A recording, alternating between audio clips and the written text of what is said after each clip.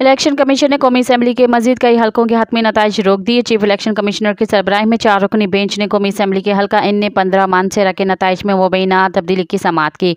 नवाज शरीफ के वकील ने NA-15 मानसेरा का हतमी नोटिफिकेशन रोकने की इस्तदा करते हुए कहा कि रिटर्निंग अफसर का NA-15 का जारी फॉर्म 47 दुरुस्त नहीं। वकील ने कहा कि इस हल्के में इलेक्शन शफाफ नहीं हुए। फॉर्म 45 बगैर फॉर्म 47 जारी नहीं हो सकता। शफाफ इलेक्शन का इनेकाद इलेक्शन कमीशन की जिम्मेदारी है। बादशाह कमीशन ने NA-15 मानसेरा में रिटर्निंग अफसर को हतमी नोटिफिकेशन के अजरा से रोक दिया।